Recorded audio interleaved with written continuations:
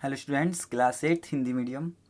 बच्चों, reading start करने से पहले मैं आपको एक बात बता दूं कि जब भी आप अपने फ़ोन से वीडियो देखें तो आप अपने फ़ोन को अपनी आंखों से 25 सेंटीमीटर की दूरी पर ज़रूर रखें।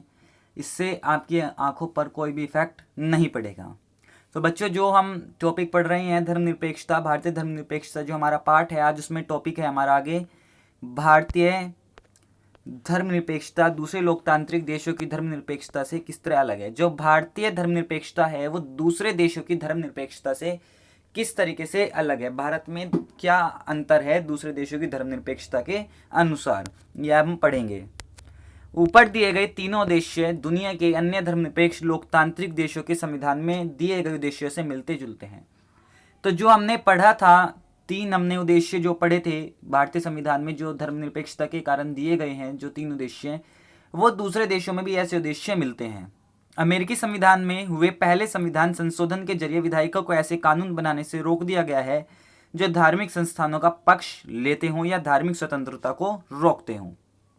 ठीक है, क्या कहा गया है कि जो अमेरिका संविधान है उसमें एक संशोधन किया गया, उसमें एक नई चीज आई गई कि विधायिका को ऐसे कानून बनाने से रोक दिया गया जो किसी एक धर्म के पक्ष में हो।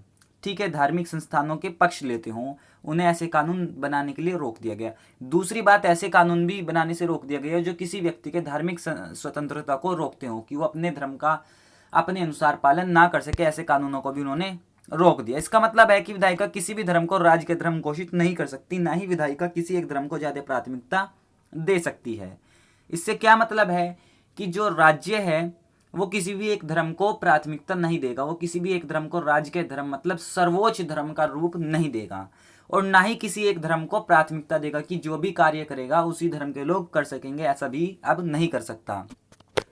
संयुक्त राज्य अमेरिका में राज्य और धर्म के पृथक्करण का मतलब है कि राज्य और धर्म दोनों ही एक दूसरे के मामले में किसी तरह का दखल नहीं दे सकते।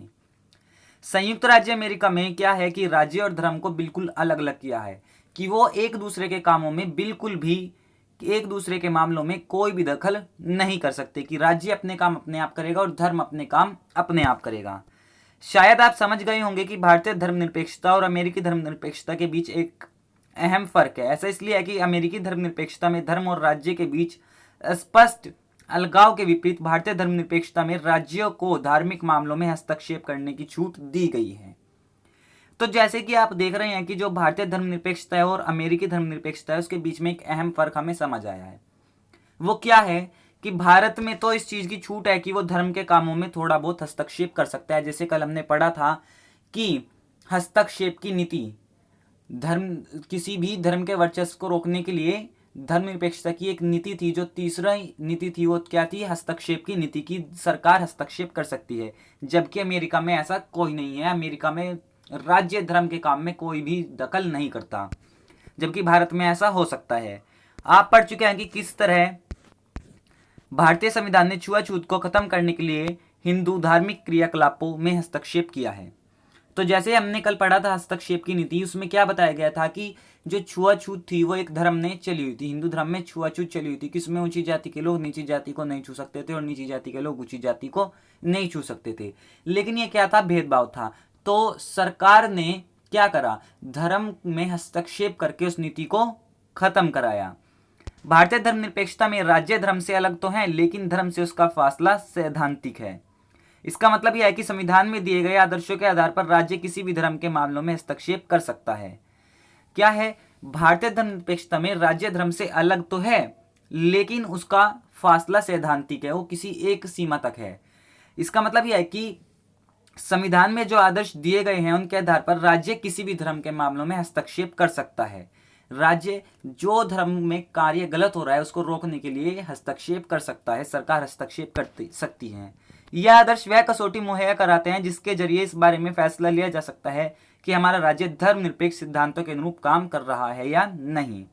और इन आदर्शों से ही हमें पता चलता है कि हमारा देश, हमारा राज्य धर्मनिरपेक्षता सिद्धांतों के अनुरूप काम कर रहा है या नहीं, कि मतलब वो धर्मनिरपेक्ष के जो सिद्धांत है उनको मान रहा है या नहीं, हमें इन आदर्शों से ही पता चलता है। भारतीय राज्य धर्मनिरपेक्ष और धार्मिक वर्चस्व को रोकने के लिए कई तरह से काम करता है। जो भारतीय धर्मनिरपेक्ष है वो धार्मिक वर्चस्व मतलब किसी भी एक धर्म के बढ़ावे को रोकने के लिए कई तरह के काम करता है। जैसे भारतीय संविधान अपने नागरिकों को मौलिक अधिकारों का आश्वासन देता है। आप सब मौलिक अधिकारों को बार बार पढ़ रहे हैं, इनका जिक्र बार बार हो रहा है। तो भारतीय संविधान में सभी लोगों को मौलिक अधिकार दिए गए हैं। ये मूलभूत अधिकार इन धर्मनिरपेक्ष सिद्धांतों पर आधारित हैं। जो मूलभूत अधिकार हैं हमारे धर्मनिरपेक्ष सिद्धांतों पर भी आधारित हैं। लेकिन इसका यह मतलब नहीं कि भारतीय समाज में इन अधिकारों का उल्लंघन बंद हो गया है, बल्कि वास्तव में ऐसे उल्लंघनों की वजह से ही हमारे सामने संवैधानिक व्यवस्था की जरूरत बनी हुई है। लेकिन जो हमारे ये अधिकार हैं, मूलभूत अधिकार, इनका बार बार उल्लंघन होता है, ये अभी भी बंद नहीं हुआ है।